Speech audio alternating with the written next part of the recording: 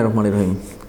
আজ 1 মার্চ 2026 তারিখ রাজধানী কেরানীগঞ্জ মডেল থানাধীন তারানগর ইউনিয়নের সিরাজনগর পশ্চিমপাড়া এলাকা হতে মোহাম্মদপুর থানাধীন ময়ূরভিলা এলাকায় সমন্বয়ক ইব্রাহিম খলিলকে কুপিয়ে জখম এবং চাঁদাবাজির ঘটনায় জড়িত মোহাম্মদপুরের শীর্ষ সন্ত্রাসী ও চাঁদাবাজ সোহেল ওরফে গ্যারেজ সোহেলকে একটি বিদেশি রিভলভার ও দেশীয় অস্ত্রসহ গ্রেফতার করেছে র্যাব-2 একটি বিশেষ আভিযানিক দল।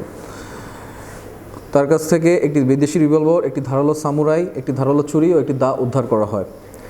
মামলার এজাহার সূত্রে জানা যায়, গত 21 ফেব্রুয়ারি 2026 তারিখ বিকাল আনুমানিক 3:30 ঘটিকায় মোহাম্মদপুর থানাধীন বসিলা রোডস্থ এলাকায় আধিপত্য বিস্তার ও চাঁদাবাজির ঘটনায় গ্রেফতারকৃত আসামি গ্যারেজ সোহেল ও তার সহযোগীরা মিলে ভিকটিম রাসেল ও ভিকটিম মামুনকে মারধর ও ধারালো সামুরাই দ্বারা কুপিয়ে জখম করে। পরবর্তীতে এলাকার লোকজন ভিকটিমদ্বয়কে আহত অবস্থায় উদ্ধার করে শহীদ সোহরাওয়ার্দী মেডিকেল কলেজ হাসপাতালে নিয়ে ভর্তি করে। উক্ত ঘটনায় মোহাম্মদপুর থানায় একটি হত্যাচেষ্টা মামলা দায়ের করা হয়।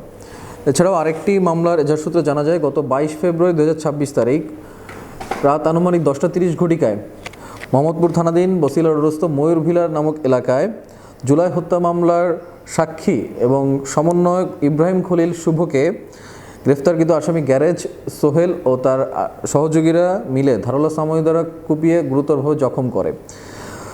পরবর্তীতে স্থানীয় লোকজন ভিকটিমকে আহত অবস্থায় উদ্ধার করে পঙ্গু হাসপাতালে নিয়ে ভর্তি করে। উক্ত ঘটনায় বিএমপি মোহাম্মদপুর থানায় একটি হত্যাচেষ্টা মামলা দায়ের করা হয়।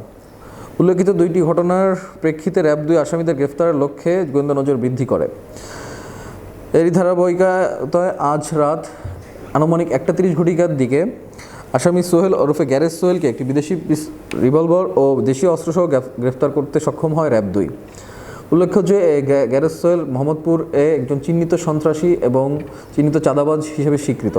সে এলাকায় বিভিন্ন ধরনের চাঁদাবাজি এবং অন্যান্য অপরাধমূলক কর্মকাণ্ডের সাথে জড়িত। প্রাথমিক জিজ্ঞাসাবাদ ও গোয়েন্দা তথ্যের ভিত্তিতে জানা যায়, গ্রেফতারকৃত আসামি ও তার সহযোগীরা দেশি ও বিদেশি অস্ত্র প্রদর্শন করে এবং ভয়ভীতি দেখিয়ে এলাকায় চাঁদাবাজি, আধিপত্য বিস্তার সহ অন্যান্য বিভিন্ন ধরনের অপরাধমূলক কর্মকাণ্ড করে আসছিল।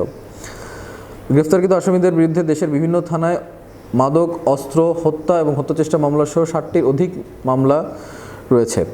গ্রেফতারকৃত আসামিকে জিজ্ঞাসাবাদে প্রাপ্ত গুরুত্বপূর্ণ তথ্য যাচাই বাছাই করে একাধিক অভিযান পরিচালনা করা হয় এবং ভবিষ্যতে র্যাব-2 এই ধরনের অভিযান অব্যাহত থাকবে। গ্রেফতারকৃত আসামি এবং উদ্ধারকৃত আলামত পরবর্তী আইনানুগ ব্যবস্থাতে প্রক্রিয়াধীন রয়েছে।